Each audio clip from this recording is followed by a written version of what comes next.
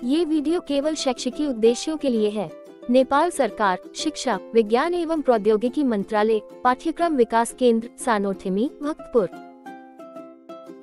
भूपी की खासियत। इस कथा का लेखक है कपिल लामिछाने। एक समय की बात है, एक गांव में भूपी नाम का एक अनाथ लड़का रहता था। उसके माता पिता नहीं थे और वह अपनी सौतेली माँ के साथ रहता था। सौतेली माँ उसे बिल्कुल प्यार नहीं करती थी, उसे अच्छे कपड़े पहनने नहीं देती थी, स्वादिष्ट खाना खाने नहीं देती थी और चाहे भूपी कितना भी काम करे उसकी तारीफ कभी नहीं करती थी। भूपी अपनी सौतेली माँ से तंग आ चुका था और उसने घर छोड़ने का फैसला कर लिया। एक दिन भूपी घर से निकल गया। चलते चलते वह एक नदी के किनारे पहुंचा। उसने देखा कि एक छोटी मछली पानी के तेज बहाव में फंसकर किनारे पर आ गई थी। मछली तड़प रही थी। भूपी ने तुरंत मछली को उठाकर पानी में छोड़ दिया। वह मछली अपनी माँ के पास पहुँच गई। मछली की माँ ने भूपी से कहा, बेटा तुम बहुत समझदार हो, तुमने मेरे बच्चे को बचाया, बताओ मैं तुम्हारे लिए क्या कर सकती हूँ। भूपी ने कहा, अभी तो मुझे कुछ नहीं चाहिए, जरूरत पड़ी तो मैं तुम्हें याद करूँगा।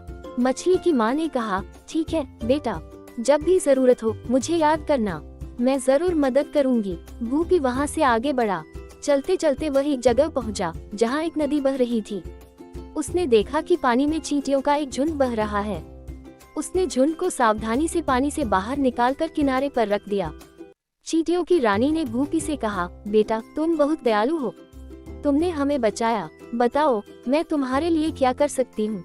भूपी ने कहा, अभी मुझे कुछ नहीं चाहिए, जरूरत पड़ी तो मैं तुम्हें याद करूँगा। आगे बढ़ते हुए भूपी एक और नदी के पास पहुँचा। उसने देखा कि किसी ने कपड़े सुखाए थे और एक पक्षी का बच्चा उन कपड़ों में फंस गया था। उसकी माँ पेड़ पर बैठी देख रही थी और बच्चा जोर जोर से चिल्ला रहा था। भूपी ने उसे कपड़ों से निकालकर उसकी माँ के पास छोड़ दिया।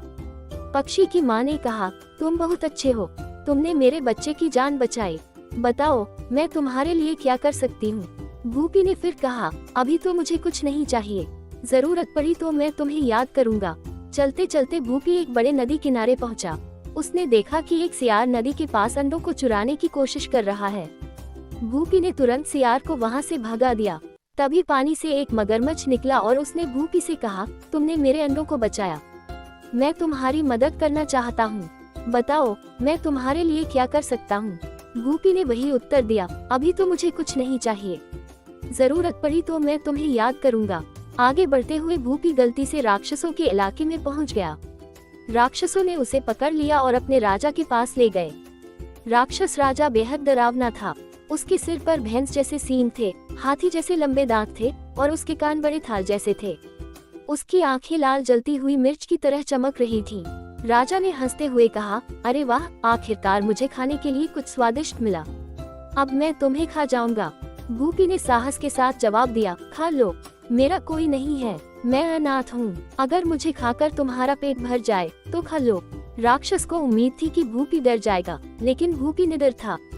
राक्षस और भी डर गया। उसने भूपी को डराने की कोशिश की, लेकिन भूपी ने अपनी मदद के लिए चींटियों, पक्षियों और मछली को याद किया। भूपी की याद करते ही पक्षियों ने राक्षसों पर हमला कर दिया। चींटियों ने राक्षसों के शरीर पर चढ़कर उन्हें काटना शुरू कर दिया। राक्षस परेशान होकर नदी में कूद गए।